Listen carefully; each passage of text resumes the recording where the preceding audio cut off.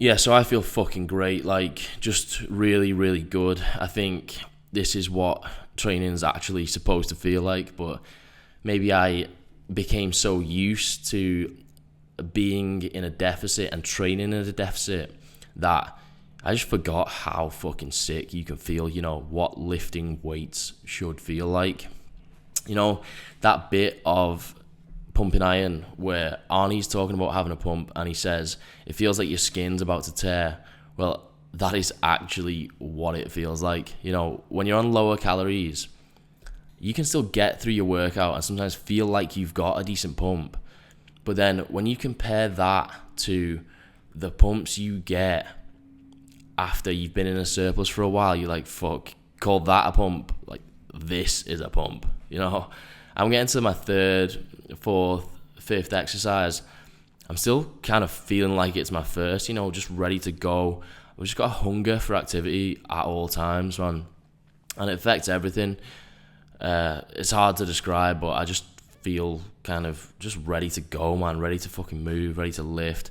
Even outside the gym, I just feel a lot more aware of my muscles. Like, I'm walking around and I'll just kind of tense a random muscle and I just feel like it's actually there, like it's actually a part of my body, and like there's energy inside it. Like I'm kind of like I could lift at any moment. If someone walked up to me and they were like, yo, lift right now, I'd be like, fuck yeah, give me that fucking weight, man, I can lift right now. So anyway, this is just my initial subjective feelings on this gaining phase 1 month in. To summarize, it feels fucking next level, man. Life is good with calories. Lifting is very enjoyable. Let's hit it.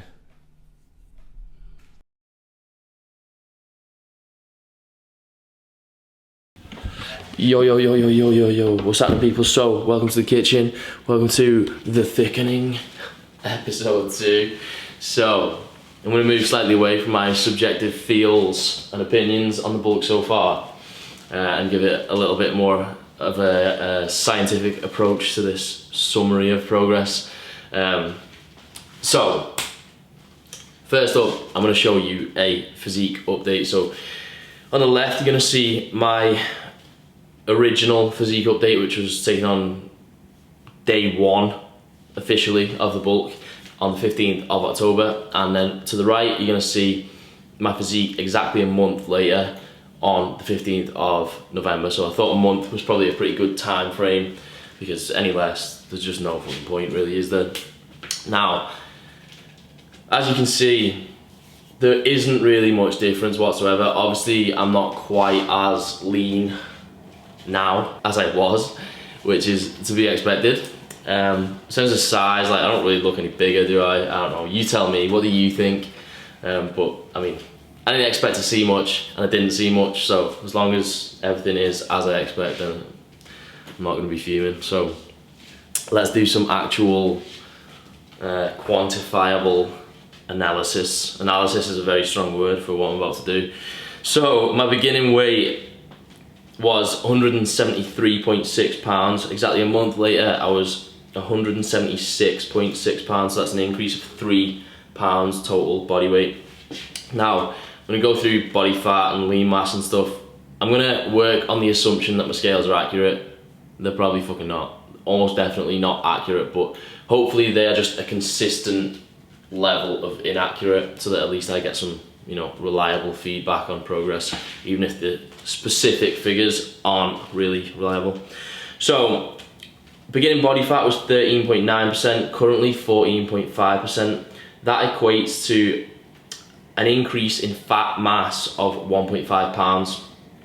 Beginning lean mass was 80.9 pounds and is now 81.8 pounds. So that's a lean mass gain of 0.9 pounds. So I'm pretty much gaining fat to muscle at a ratio of like 3 to 2. So roughly 1.5 pounds of fat for every pound of muscle.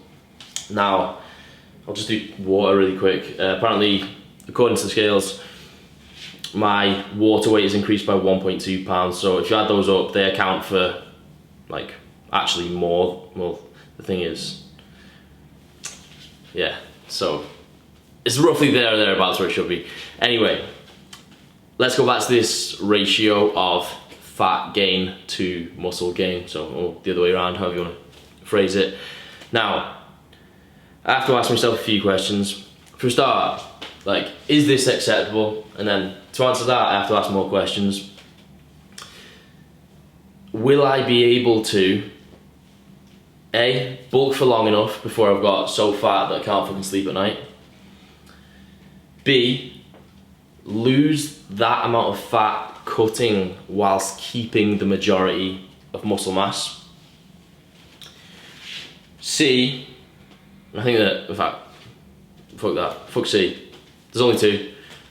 These are the main ones. So, actually, let's do a C. C, have I been optimal? Is this the best kind of ratio that I can hope for? Alright, let's try and go through these one by one. I'll start with the optimal one. I haven't been 100% optimal, but I would say I have been as optimal as I'm ever really going to get. I've been eating definitely enough from the rate of weight gain. I've definitely been eating enough to, maximize my muscle gain. Now, in terms of my training, I would say it's been as good as it has ever been in my life. The only slight hiccup, there was a vlog a couple of weeks ago. I had a Halloween party. Obviously, I absolutely fucked it that night. I was written off the next 2 days. Your training takes a little bit of a dive for like a few days probably, but that's once in a month, and I'm just never gonna live in a world where I'm like a monk and just not indulging in any kind of, extra curricular activities. So I'm not gonna be like, I'm never gonna aim to live a life where I don't fucking have a party once in a while or go out or whatever. So the other question is, can I hope to lose that fat realistically whilst keeping the majority of that muscle?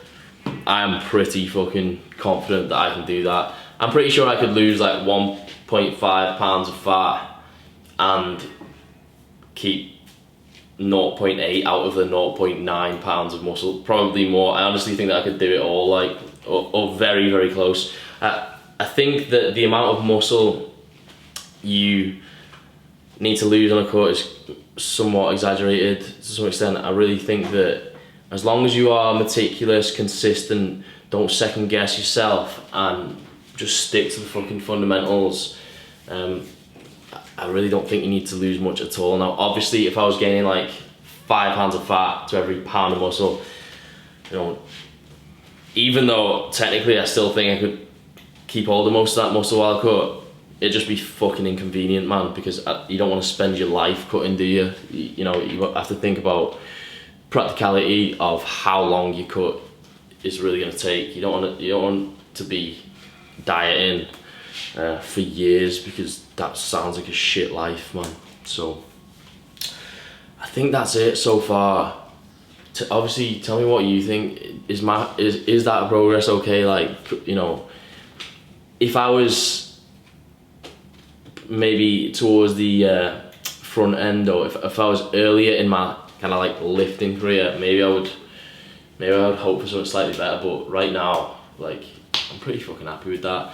One takeaway so far that I would say, it's maybe a little bit early to say, but like, if I'm gonna make any significant difference to my physique, this bulk, it cannot be a short one. Like, it cannot be, a little 3-month flash in the pan, because that'll only ever, it's not actually gonna get me anywhere. It's not gonna give me any fucking breathing space. And so, I mean, I would say I'm probably gonna do this shit for the long haul. Like, I'm not sure how long. I don't want to say things and then not follow up. So these are just my initial feels. I think that I'm gonna have to commit to this long term if I'm gonna make any real difference to my physique. That's what I want to do. So I don't know what's gonna come next, but see you in the next clip. Yo people, what's happening? So we're gonna do a couple of frequently asked questions that I got in the last video, and also some strength updates. So let's start with question number 1, which was, when are you training abs? So as you can see from the program, I didn't schedule in set ab sessions, ab workouts. So what I've been doing essentially is getting around to them whenever I can fit them in. I don't care about having abs on a specific day or attached to a specific workout. As a minimum, I would try and do one session per week on abs. In an ideal world, I would do 2 per week.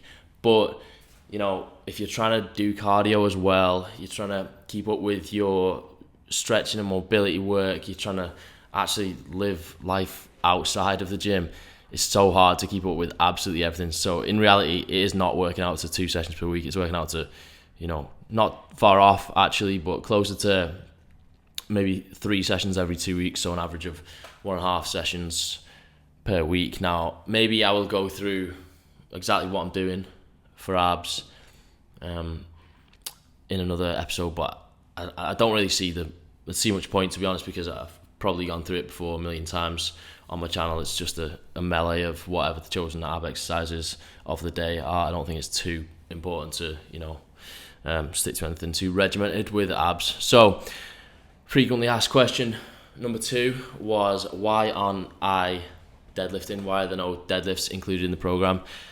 And essentially, this is just a kind of safe choice from me. So in the past, I've tried to bring up my deadlift because it's always been pretty wank, to be honest, in terms of my strength to body weight ratio. Deadlift's always been probably my shittest lift by a mile. And honestly, whilst I've made some progress on it in the past, I always get to the point a couple of months in where my back just starts fucking up. Spinal. Obviously, this is my fault. Maybe I'm doing something wrong technique-wise. Maybe my mobility isn't right for what I'm doing. Maybe I'm just not warming up properly. Whatever it seems to be. But deadlifts seem to not agree with me. It might sound like a bitch out, but I will take full responsibility and accept that it's probably my fault. However, it gets to the point where it's literally just hindering me, because once you get a little bit of an injury, and they are always just minor things, just twinges and just slight aches and pains, but it inevitably happens whenever I'm deadlifting for any prolonged period. And I find that it's just detrimental to the rest of my training too much. So obviously, if you have a little twinge in your back or something, it's going to affect your leg presses, pretty much, you know, most of your leg exercises, some of your pull day exercises, and it can translate into like almost everything. And so from a practical standpoint, I just feel like I'll be more confident in my ability to make progress long term if I avoid those for now. Now, I'm not fully avoiding them. I've been doing some really light deadlifts at the end of my pull workouts and my leg workouts sometimes, but I'm not even going to bother, you know, bringing that in as a thing. This is just something I'm going to work on, you know, in silence in the background, and maybe there'll be deadlift updates one day, but for now I'm not going to have this as a focus in these videos whatsoever. I'm just going to, you know, stay quiet and try and sort that out myself, and just be very patient with it. So let's go to some lift progress. Let's do flat barbell press, because it's by far the best one to analyze. So I am now on, right, listen carefully, cycle 2, rotation 2, and today would be day 1, so it would be push day.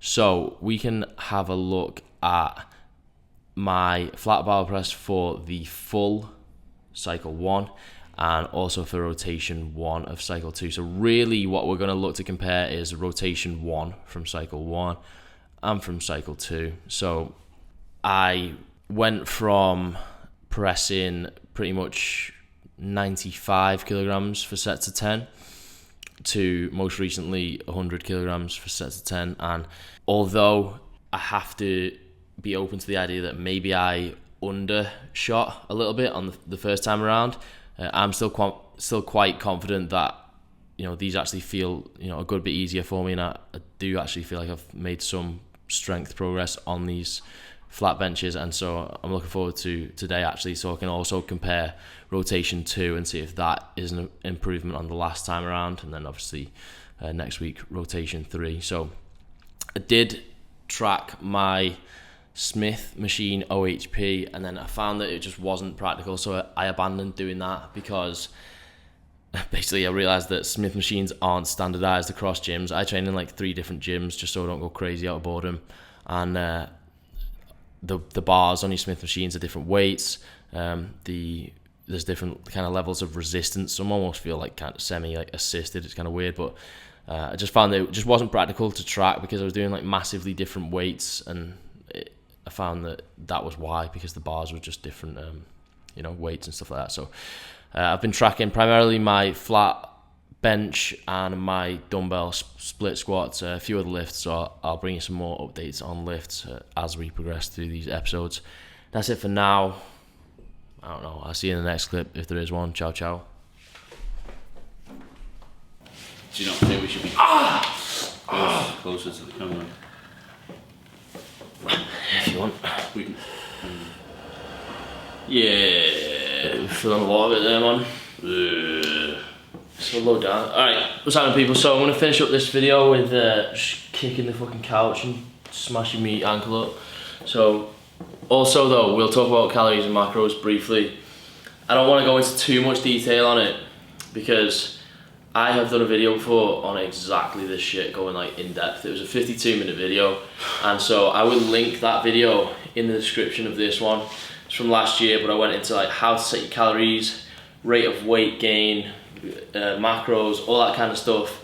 So that's the what you should do part.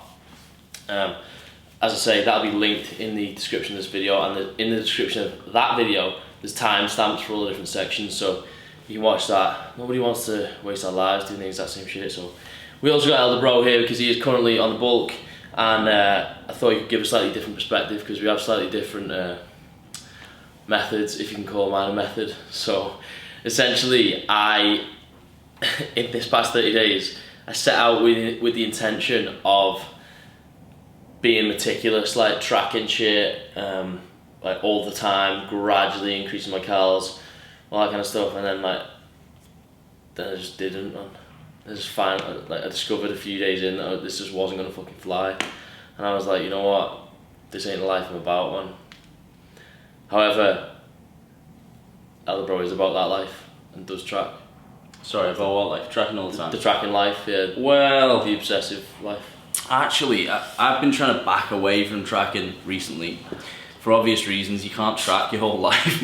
You know you're obsessed when you say I've been trying to back away. Well, just gradually, do you know what I mean? Because I'm trying to get a feel for what looks like a suitable day for me, calorie, macro-wise, bulking, and like food-wise.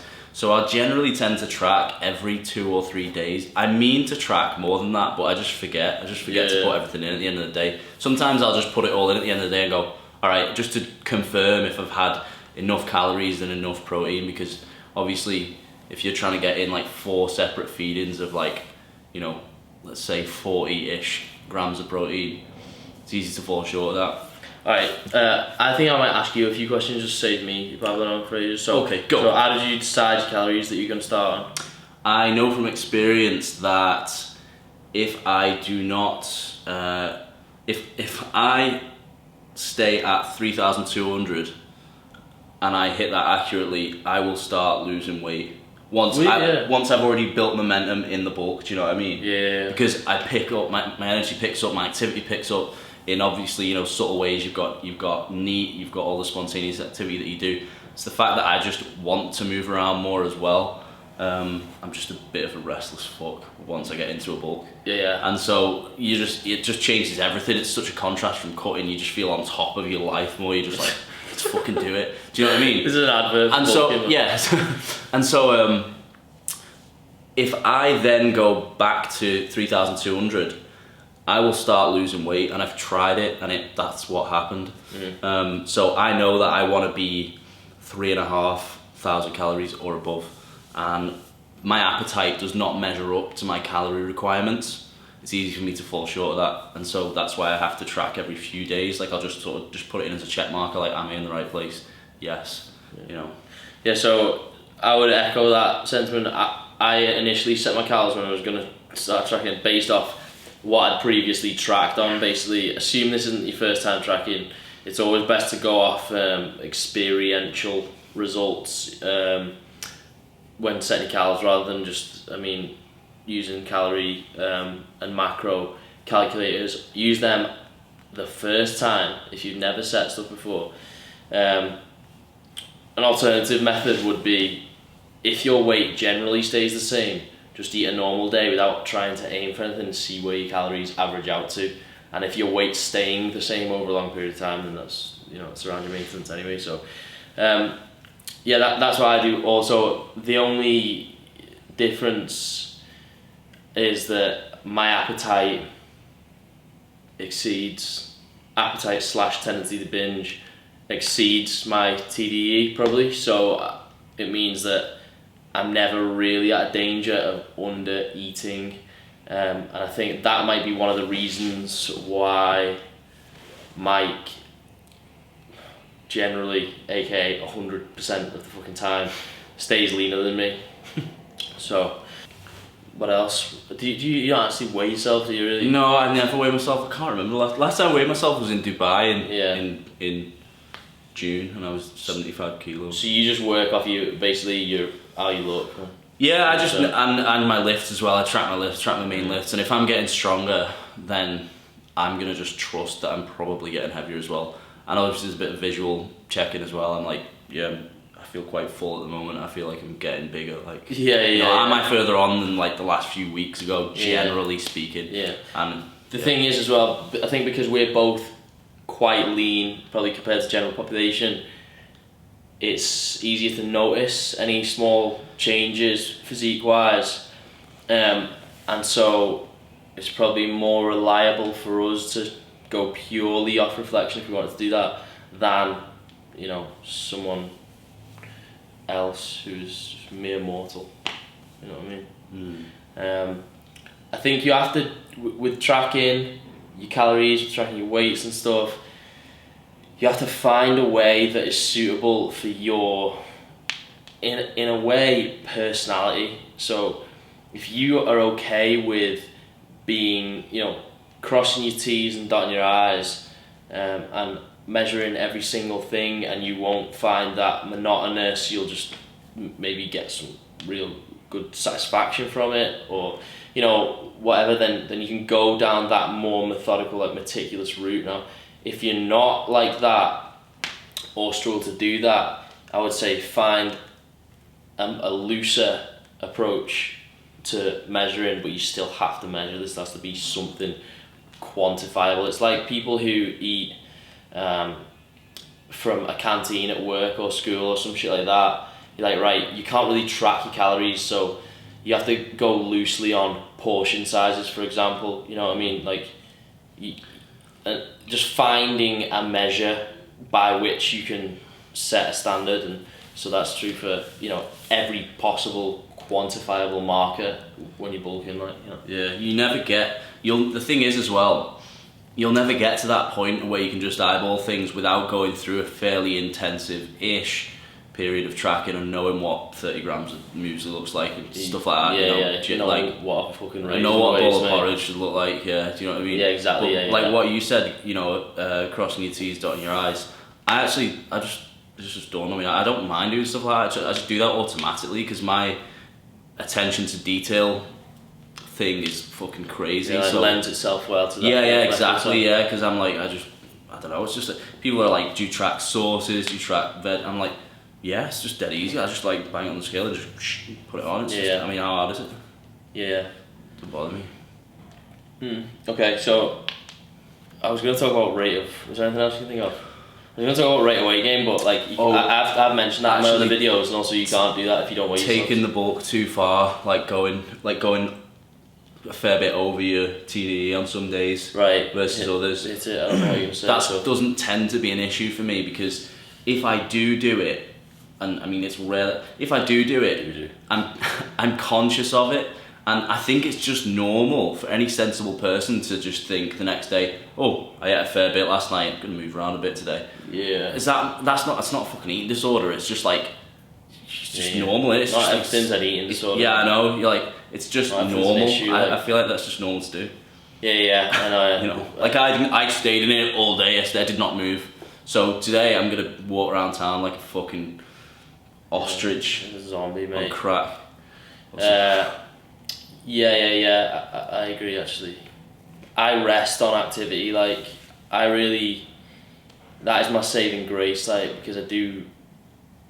I mean, I'm gonna go into cardio in the next one, but I do cardio like a couple of times a week at least, plus a lot of like non-exercise activity, like walking around a lot, plus all my training and that. It's really like that's my saving grace, and that's in a sense why I can get away with not tracking and still not really get too fat. So having said that, it's only 30 days in, so maybe I will get too fat. That's it. I think I'm gonna wrap up. Like I said, the other video I've got a lot of like actual specifics, but I just wanted to finish up, get Mike's perspective on it because he stays leaner than me, so it's probably someone to fucking listen to. That's it. See you soon for the next one. Got some vlogs coming and other general videos as well, so we're back to fucking other shit soon. Ciao, ciao. Delaney is my hero.